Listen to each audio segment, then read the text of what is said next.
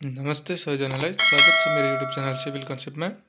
आज चाहिँ म प्रदेश लोकसेवा आयोग कोशी प्रदेश विराटनगरले मिति 2081 साल चैत 23 गते सोधेको सिभिल सब इन्जिनियरिङ 5औं तह अन्तर्गतको फर्स्ट पेपर अब्जेक्टिभ क्वेसनहरुको सोलुसन सहित लिएर आएको छु। क्वेसन नम्बर 1 रहेको छ the commonly use thinner in distemper. डिस्टेम्परमा कमनली युज गर्ने थिनर के भनेछ? अब अप्सन ए मा ओलिभ ओइल छ, त्यस्तै गरी अप्सन बी मा नाफ्ता छ, अप्सन सी मा टर्पेन्टाइन छ, अप्सन डी मा वाटर छ। त्यस्तै गरी क्वेसन नम्बर 2 मा जाउँ। Question number 2 slate and marble stone belong to option A sedimentary rocks, option B igneous rock, option C foliated rock, option D metamorphic rock. यसको सही आन्सर रहेछ अप्सन डी मेटामोर्फिक रक्स। त्यस्तै गरी अप्सन क्वेसन नम्बर 3 मा जाउँ। Question number 3 रहेछ the frog of brick is normally made on its. Frog अब ब्रिकको अब फ्रग चाहिँ कुन साइडमा नर्मली मेड गरिन्छ भन्छ त्यो भनेको टप सर्फेस अप्सन डी रहेछ। त्यस्तै गरी क्वेसन नम्बर 4। क्वेसन नम्बर 4 मा when a rectangular beam is loaded transversely the maximum compressive stress develops on. रेक्टेंगुलर बीममा चाहिँ ट्रान्सभर्सली लोड चाहिँ अप्लाइड गर्दाखेरि चाहिँ म्याक्सिमम कम्प्रेसिभ स्ट्रेस चाहिँ टप फाइबरमा डेभलप हुन्छ। यसको आन्सर अप्सन सी रहेको छ। त्यस्तै गरी question number 5 at the point of application of concentrate load on a beam there is. Point of application अब कन्सन्ट्रेट लोड चाहिँ पोइन्ट अफ एप्लिकेसनमा चाहिँ अप्लाई गर्यो भने त्यहाँ चाहिँ के हुन्छ भन्दाखेरि sudden change of the slope of beams option A, option B मा म्याक्सिमम बेन्डिङ मोमेन्ट छ, अप्सन सी मा पोइन्ट अफ कन्ट्राफ्रेक्चर छ, अप्सन डी मा म्याक्सिमम डिफ्लेक्सन छ। यसको आन्सर चाहिँ option A sudden change of slope of beam छ। यदि क्वेसन नम्बर 5 को अप्सन ए थिएन भने म्याक्सिमम बेन्डिङ मोमेन्ट हुन्थ्यो, अप्सन बी हुन्थ्यो। अब अप्सन ए भयो, त्यही भएर अहिले question number 6 the effective length of column with both fix is both in fix भएको बेला चाहिँ इफेक्टिभ लेन्थ अफ कोलमको इफेक्टिभ लेन्थ चाहिँ के हुन्छ भन्दाखेरि अप्सन बी 6 को बी 0.5 एल छ। त्यस्तै गरी क्वेसन नम्बर 7 मा जाउँ। The pressure in pipe flow is normally. Pipe फ्लोमा हुने प्रेसर चाहिँ नर्मल्ली के हुन्छ भन्दाखेरि less than atmospheric pressure, option B equal to atmospheric pressure, option C more than atmospheric pressure, option D none of the above. के हुन्छ भन्दाखेरि more than atmospheric pressure, option C. त्यस्तै गरी क्वेसन नम्बर 8 रहेछ in flow the liquid particles may possesses. Option A potential energy, option be kinetic energy, option C pressure energy, option D all of the above. यसको चाहिँ all of the above रहेछ। त्यस्तै गरी question number 9 the discharge formula Q equal to CD root under 2gh into A is use for rectangular. यो चाहिँ कुन रेक्टेंगुलरको लागि use गरिन्छ भन्छ अप्सन ए मा small orifice only, option B large orifice only, option C small and large orifice only, option D for all types of orifice. अब यो formula खास गरी चाहिँ option A small orifice only रहेको छ। यो स्मल ओरिफाईको लागि मात्र नै यो फर्मुला हो, खास हामीले थ्योरी पढे अनुसार चाहिँ। तर अब बुकको हेर्दा अप्सन बी छ।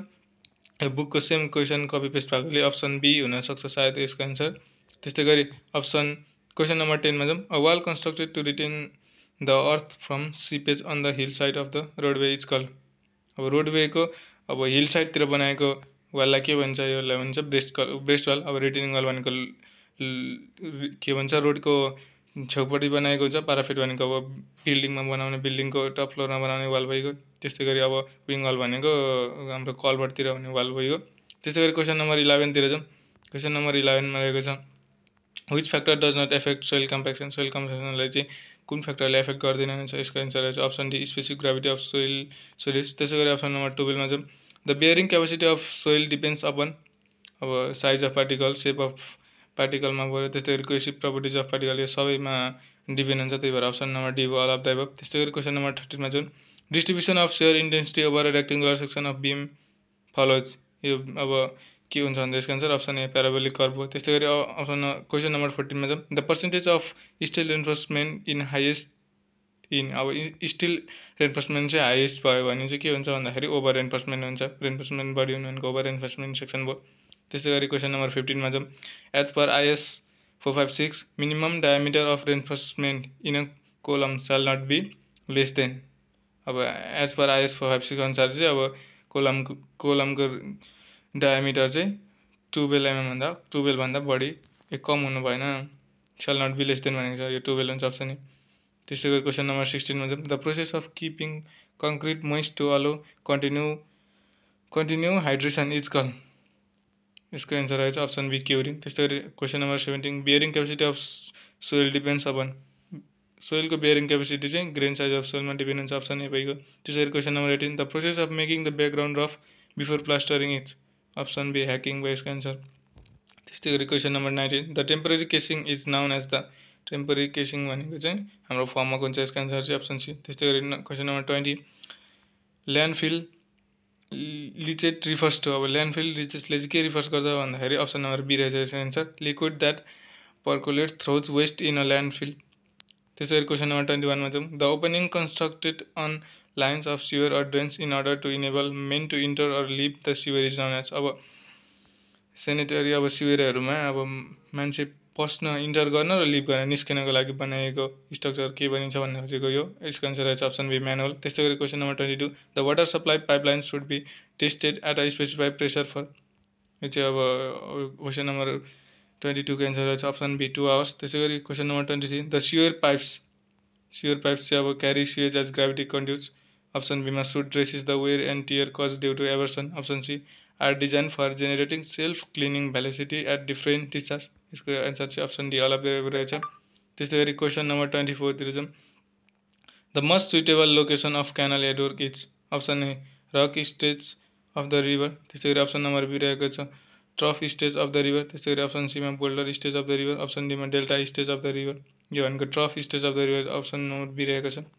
त्यस्तै गरी क्वेसन नम्बर 25 तिर जाउँ B is the number of days of base period and D is the duty in hectare per cumecs the relationship which holds good is. अब यो त एकदम इजी क्वेसन है यो तपाईँहरूलाई भनिराख्नु जरुरत छैन होला। यसको एन्सर रहेछ question number C option number C delta equal to 8.64 B by D. त्यस्तै गरी नम्बर जाउँ 26 तिर the duty of water refers to duty of water अब ड्युटी भनेको चाहिँ के हुन्छ एरिया बाई डिस्चार्ज हुन्छ यो भनेको चाहिँ the area that can be irrigated with the unit flow of water यसको एन्सर रहेछ अप्सन नम्बर डी। त्यस्तै गरी question number 27 diversion header is constructed to diversion header चाहिँ कहाँ कन्स्ट्रक्ट गरिन्छ भन्दाखेरि regulate the intake of water into the channel अब water चाहिँ च्यानलको वाटरलाई चाहिँ रेगुलेट गर्ने कामको लागि यो चाहिँ कन्स्ट्रक्टेड गरिन्छ अप्सन नम्बर बी रहेको छ। त्यस्तै गरी 28 मा जाउँ which of the following is classify as routine maintenance भित्र कुन भन्छ भनेको रिसर्फेसिङमा परेन। त्यस्तै गरी प्याथोल प्याचिङ यो पर्यो पेभमेन्ट रिकन्स्ट्रक्सन यो परेन रिअलाइनमेन्ट यो परेन यसको एन्सर रहेछ अप्सन बी प्याथोल प्याचिङ भइगयो।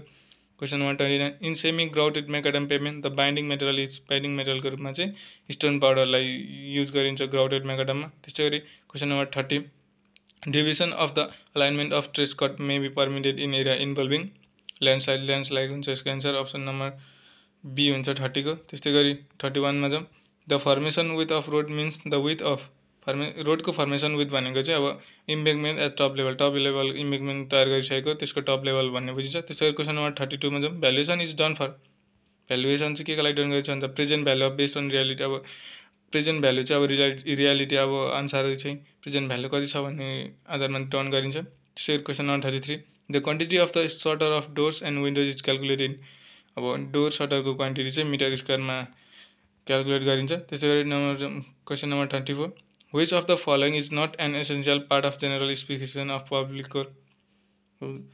कोर अब जेनरल स्पेसिफिकेसन कुन चाहिँ पर्दैन भन्छ मेटेरियल डिटेल्स यो परिहाल्छ वर्क मेथोलोजी पनि डिटेल अब जेनरल स्पेसिफिकेसनमा हुन्छ नि। अनि अप्सन नम्बर सी इलिस्ट्रेटिभ स्केच अब यो हुँदैन यो इलिस्ट्रेटिभ स्केच भनेको अब हाम्रो ड्रइङ डाइमेन्सनहरू जेनरल स्पेसिफिकेसनमा हुँदैन। अप्सन डीमा mode of measurement for payment यो अब यो चाहिँ हुन्छ अप्सन नम्बर सी र यसको अब यो हुँदैन भन्ने हो। त्यस्तै गरी 35 मा scrap value is define as the total cost of a building यो भएन option B the residual value of a structure after its useful life सकेपछि प्राप्त हुने भ्यालु हो यो यसको एन्सर रहेछ अप्सन बी। त्यस्तै गरी जाउँ question number 36 tender document does not contain tender डकुमेन्टमा के कन्टेन हुँदैन भन्दाखेरि टेन्डर फर्म छ option B BOQ option C amount of earnest money option D unit rate चाहिँ हुँदैन टेन्डर डकुमेन्टमा। त्यस्तै गरी जाउँ question number 37 the main principle of an organisation is unity of command and coherency. त्यस्तै गरी अप्सन बीमा effective control at all level. त्यस्तै गरी अप्सन सीमा डिक्लेरेसन अफ अथोरिटी अप्सन डीमा अल अफ द एबभ यसको सही एन्सर रहेछ option D all of the above. त्यस्तै गरी question number 38 what does the term float refer to in project scheduling option A the additional budget allocated for contingency option B the amount of time and activity can be delayed without delaying in the project यसको answer रहेछ option B 38 को। त्यसै गरी 39 what does ICAO stand for अब ICAO को full form के हो भन्ने छ यो भनेको इन्टरनेसनल सिभिल एभिएसन अर्गनाइजेसन भयो अप्सन बी। त्यसै गरी 40 मा जाउँ a flexible pavement of runway consist of रनवेको फ्लेक्सिबल पेभमेन्ट के कन्सिस्ट गर्छ भन्दाखेरि सर्फेस कोर्स, बेस कोर्स र सब बेस कोर्स हो। त्यसै गरी 41 मा जाउँ। What is the maximum imprisonment term for individual found guilty of corruption under the prevention of corruption act 2059। अब यो चाहिँ भ्रष्टाचार ऐन 2059 अनुसारको यो कति हुन्छ, अब सजाय कति हुन्छ अब भ्रष्टाचार गरेको आरोपमा भन्यो भने यो अप्सन बी रहेछ 10 इयर्स। त्यस्तै गरी 42 मा जाउँ। How many fundamental rights are there in part 3 of the constitution of Nepal. अब नेपालको संविधानको भाग 3 मा अब कतिवटा कन्स्टिट्युसनहरू रहेको छ भनेर सोधेछ। यो धारा 16 देखि 46 सम्म भएको छ। अप्सन सी हुन्छ 31 वटा रहेको छ। त्यस्तै गरी 43 मा जाउँ। which process is prioritized to ensure transparency in public procurement। यो यसको एन्सर रहेछ अप्सन बी कम्पिटिटिभ बिड। त्यस्तै गरी 44 मा जाउँ। The benchmark of station A is 600 metre.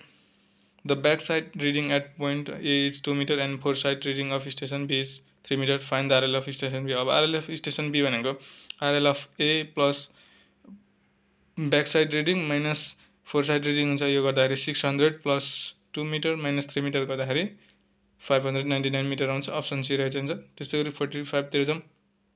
ओभरटर्निङ of vehicle on curve can be avoided by using. अब भेहिकलको ओभरटर्निङ curve चाहिँ खरी एभोइडेड गर्न सकिन्छ भन्दा ट्रान्जिसन कर्भको युज गरेर। अप्सन ए रहेछ। त्यसै गरी 46 मा plotting of inaccessible point on plane table is done by. अब इनएक्सेसिबल पोइन्टको चाहिँ प्लटिङ कसरी गरिन्छ प्लान टेबलिङ भन्दाखेरि इन्टरसेक्सन मेथडबाट गर्न सकिन्छ। अप्सन सी रहेछ। त्यसै गरी 47 मा जाउँ। The method use to determine the elevation of points that are far apart is. अब यो भनेको चाहिँ the method use to determine the elevation of points, यो भनेको चाहिँ अब डिफरेन्सियल लेभलिङको डेफिनेसन भयो। अब डिफरेन्सियल लेभलिङलाई फ्लाइ लेभलिङ हुन्छ। अब यसको एन्सर रहेछ अप्सन बी फ्लाइ लेभलिङ भयो। त्यस्तै गरी 48 मा जाउँ। Contour interval is. अब कन्टुर इन्टरभल चाहिँ inversely proportional to the scale of map. Scale of म्यापसँग इन्भर्सली प्रोपोर्सनल हुन्छ। यदि स्केल ठुलो छ भने कन्टुर इन्टरभल सानो गरिन्छ, स्केल सानो छ भने कन्टुर इन्टरभल ठुलो गरिन्छ। यो अरूसँग रिलेटेड छैन, त्यसैले क्वेसन नम्बर 48 को एन्सर रहेछ अप्सन ए भइगयो। त्यस्तै गरी जाउँ 49 मा। Bitumen is generally obtained from. Bitumen चाहिँ अब सिन्थेटिक मेटेरियलबाट। अप्सन बी मा organic material. Option C petroleum product. Option D coal. यो बिटुमिन चाहिँ पेट्रोलियम प्रोडक्टबाट अब्टेन गरिन्छ। त्यस्तै गरी क्वेसन नम्बर 50 अनि लास्ट क्वेसनतिर जाउँ। The quality of cement is good if it has more of. अब सिमेन्टको क्वालिटी गुड हुनको लागि चाहिँ ट्राई क्याल्सियम सिलिकेट चाहिँ बढी हुनुपर्छ। यस्तै लोकसेवा सम्बन्धी भिडियोहरू सम्बन्धी जानकारी हुनको लागि हाम्रो च्यानललाई सब्स्क्राइब गरी नजिकैको बेल आइकन दबाउन नभुल्नुहोला। हस्त धन्यवाद।